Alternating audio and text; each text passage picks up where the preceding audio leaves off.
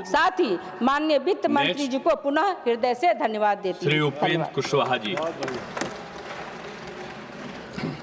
महोदय, 5 मिनट्स। जो बजट प्रस्तुत किया गया है भारत सरकार की ओर से, उसके लिए मैं अपनी पार्टी राष्ट्रीय लोक मोर्चा की ओर से धन्यवाद ज्ञापित करने के लिए खड़ा हुआ हूँ। महोदय, जब से मैं बजट के बारे में थोड़ी समझदारी रख रहा हूँ, देख रहा हूँ, तब से ये पहली बार ऐसा बजट केंद्र सरकार की ओर से रखा गया है जहाँ भी चर्चा हो रही है बजट के बारे में, सदन के अंदर या सदन के बाहर, उस चर्चा के केंद्र में हमारा बिहार है। यह हम पहली बार देख रहे हैं। इसलिए मैं बिहार वासियों की ओर से, अपनी ओर से आदरणीय प्रधानमंत्री जी का, माननीय वित्त मंत्री जी का हृदय से धन्यवाद करता हूं। महोदय, इन लोगों ने तो हमेशा अन्याय ही किया बिहार के साथ। आज़ादी के पहले से बिहार के साथ अन्याय हुआ, बाद में इनको मौका मिला, इन लोगों ने अन्याय ही अन्याय किया।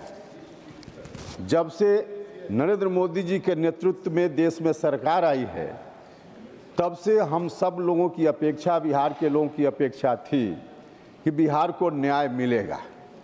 निश्चित रूप से इस बजट के माध्यम से और इसके पहले भी जो बजट आया था, उसके माध्यम से केंद्र की सरकार ने बिहार के साथ न्याय किया है। इसलिए हम इस बजट का धन्यवाद करते हैं। महोदय, पहली बार किसानों की चिंता बिहार के संदर्भ में हम विशेष रूप से बोल रहे हैं, क्योंकि कृषि ही मुख्य आय का स्रोत है बिहार में। तो किसानों की चिंता बिहार के संदर्भ में केंद्र की सरकार ने, जो मौलिक सवाल किसान के हैं, उस पर ध्यान देकर सरकार ने चिंता की है।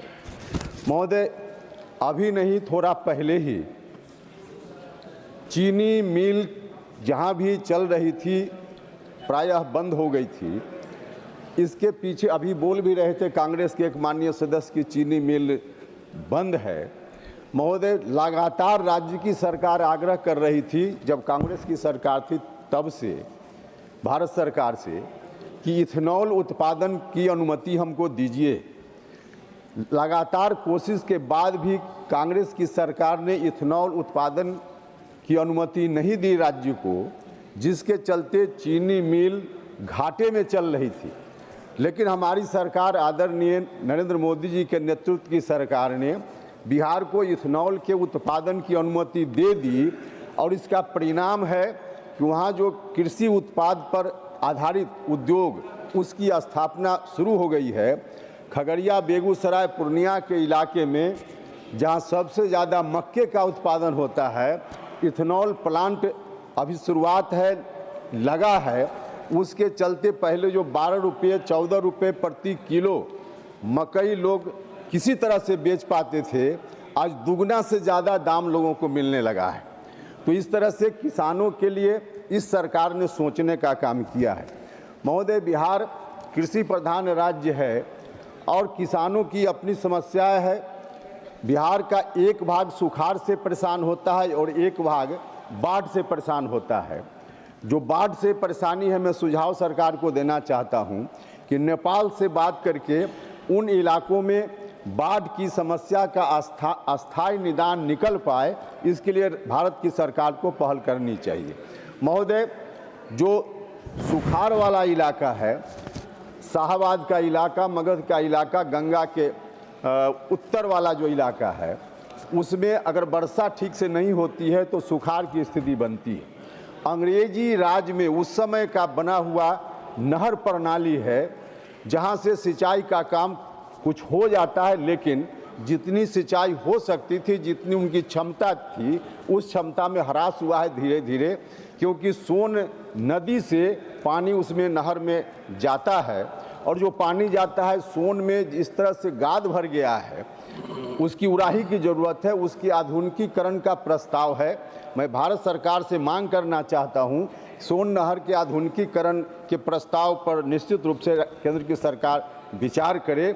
महोदय, एक उसी सोन नदी में पानी के बहाव को तेज करने के लिए, क्योंकि पानी कम आ रहा है, मैं समाप्त करता हूँ तुरंत, तो उसमें पानी का बहाव कम हो रहा है, इसके लिए अभी नहीं लगभग 30-35 साल पहले डैम बनाने की एक योजना, इंद्रपुरी जलाशय जिसका नाम है, उसको बनाने की योजना का शिलान्यास हुआ, लेकिन अभी तक नहीं बन पाया।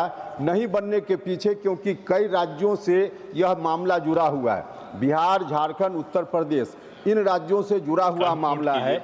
इसमें भी क्योंकि एक राज्य नहीं कई राज्य जुड़े हुए हैं, तो केंद्र सरकार से हमारी अपेक्षा है कि इन राज्यों से जुड़ी हुई जो यह समस्या है, इसके लिए पहल राज्य की सरकार करे और इंद्रपुरी जलाशय योजना को पूरा कराए, ताकि सिंचाई का काम आगे बढ़ पाए। आपने समय दिया, बहुत बहुत धन्यवाद। सभी माननीय जो भी वक्ता हैं, मैं अनुरोध करूंगा कि समय जो निर्धारित है उसको देखकर ही अपना जो उद्बोधन है करेंगे। श्री डॉक्टर जान ब्रिटास।